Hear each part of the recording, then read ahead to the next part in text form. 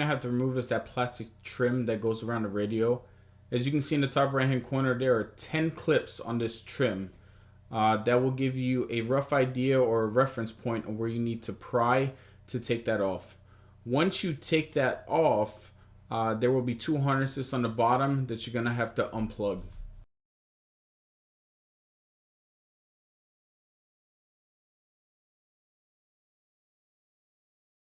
Next, you're going to have to remove the 4 7mm screws that are located in the corners, just as shown in the top right hand corner in that still image. Next, you're going to pull out the radio. Once you pulled it out, you're going to unplug the 3 plugs behind the radio. 2 go to the radio, and then 1 plug goes to the HVAC. Next, you're going to have to remove the lower glove box that is secured by 4 T15 screws. 2 on the top and 2 on the bottom, and they're pretty much located at the corners of the glove box itself. Next, you're going to remove the harness from the HMI module. Once that's removed, then you're going to take your OEM reverse camera retention harness, plug that in, and then run that through the dash where the radio will be sitting at.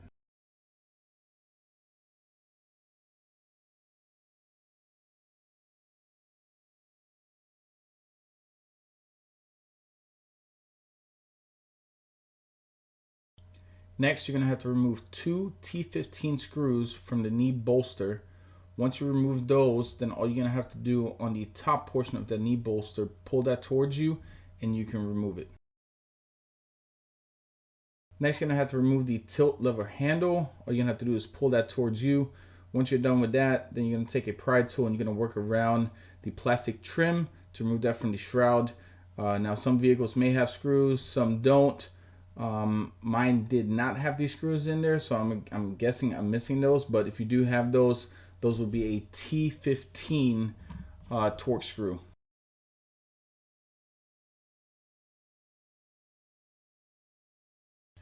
Next, remove that harness, and once that harness is removed, you're going to grab your T harness, the one with the orange wires, and connect that to the vehicle. Next, I just cleaned up the area a little bit and tucked the wires in, as well as zip tied them to some of the OEM wires.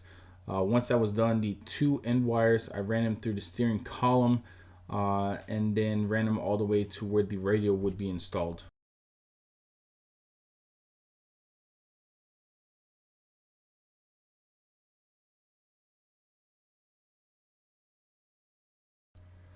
Once the T-harness is connected and the wires are ran, you will reinstall everything back in reverse order.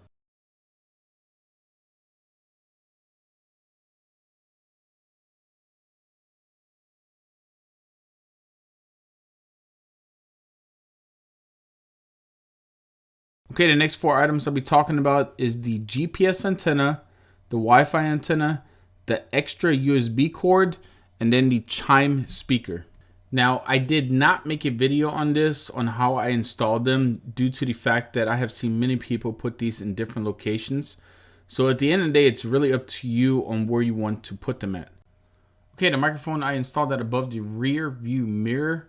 Once I placed it there with the double-sided tape, I then ran the wire in between the headliner and the roof. It's going to give you enough room between those two just to kind of tuck in the wire.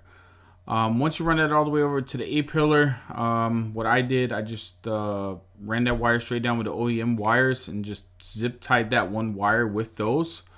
Once I got done with that, I wrapped the wire around the tweeter closest to the windshield, and then from there all the way to the center of the dashboard.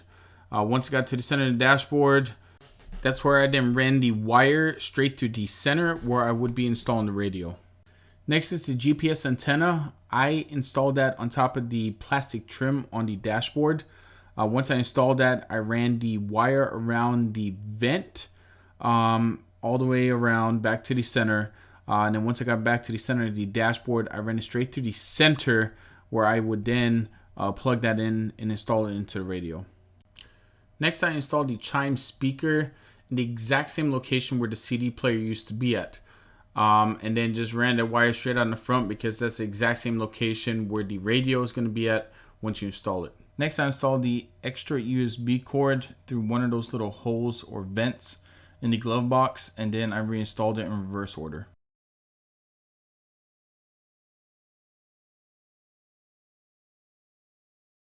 Next, you're gonna have to remove the climate control unit by prying back on those tabs and then pushing it towards you. Last part of the installation, this is where I'm about to install or plug in all the wires that are needed into this aftermarket radio. Now what I will do, I will time lapse this video not to bore you. I'm not going to talk about what I'm doing, but what I will do is put still images on the top left and right hand corners just to show you where I plugged in what.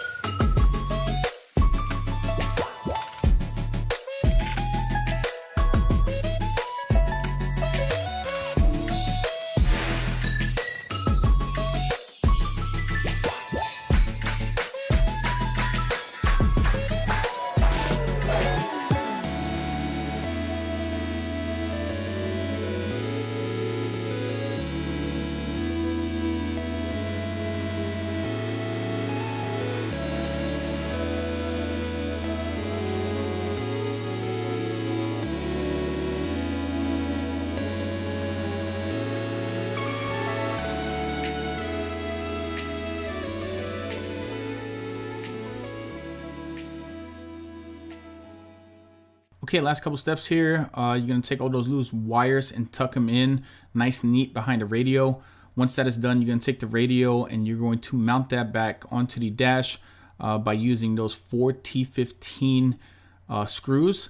And then lastly, you're gonna take the plastic trim, secure both of those harnesses back into the trim, and then also secure that as well onto the dash.